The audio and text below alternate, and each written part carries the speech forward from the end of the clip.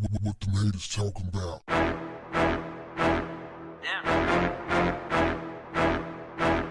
What's up, family? Two Americans were rescued after stumbling upon a shootout between rival gangs in Mexico, then being kidnapped.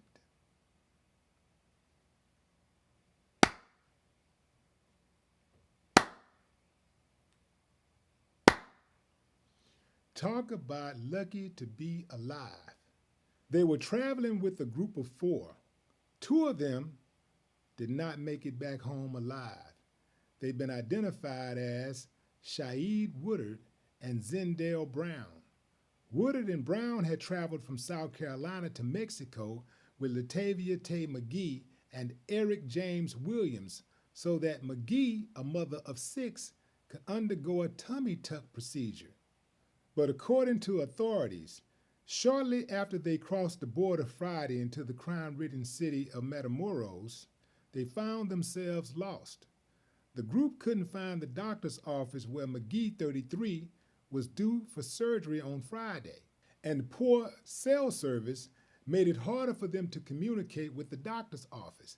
As they were trying to sort things out, they came into the crosshairs of an all-out street war between the rival gangs. The authorities say that they suspect that the group was mistaken for some Haitian smugglers.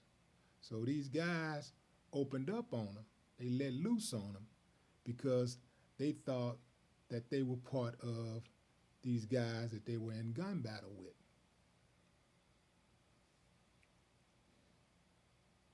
Let me tell you something, fam. I've been hearing a lot of people talk about this, and people are saying stuff like, yeah, well, that's what you get for going to foreign countries trying to get a tummy tuck, going to these third world countries. They're blaming the victim, fam. Free society. Now, I get it. There's a lot of crime in Mexico, but you know, like I know, that could have happened right here in the U.S. We got that kind of crime going on every day in the U.S. You know, we ain't got it ain't called a cartel. It's just gangs. It's regular old street unorganized gangs, just acting a fool, pulling out guns, shooting people, people getting caught up, people being mistaken for ops all the time, killing the wrong people. This stuff happened in America all day, every day. Now, I'm not trying to make light of going to Mexico because you can go to Mexico and get your head knocked off very easily.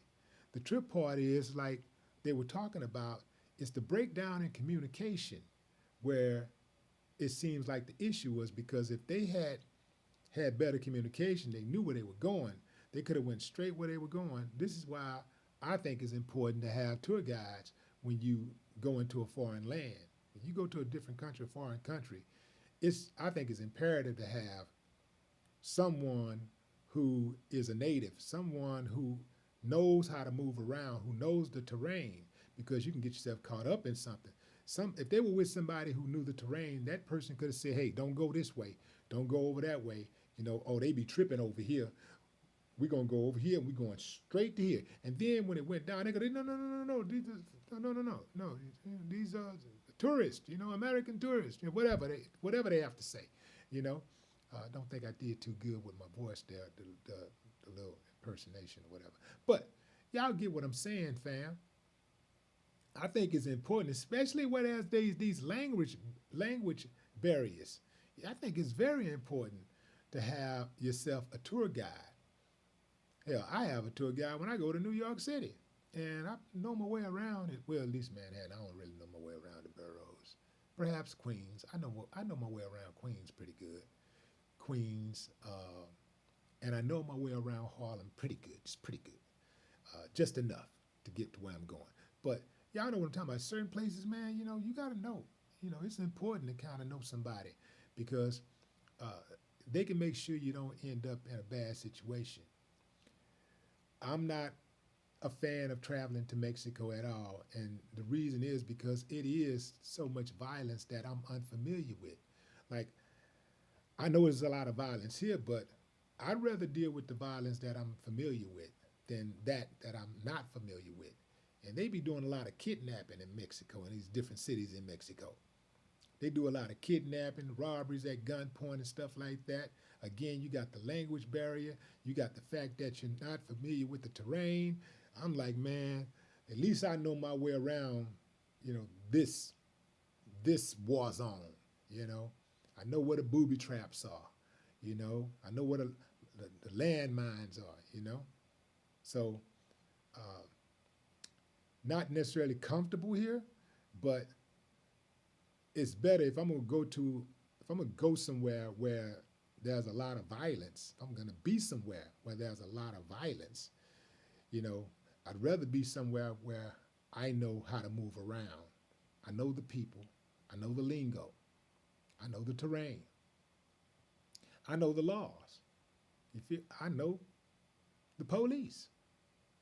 Yeah, I know the killers, and I know, the other stuff. Y'all know what I'm talking about, fam. But anyway, man, this is a cold-blooded thing here, and I'll tell you this, fam.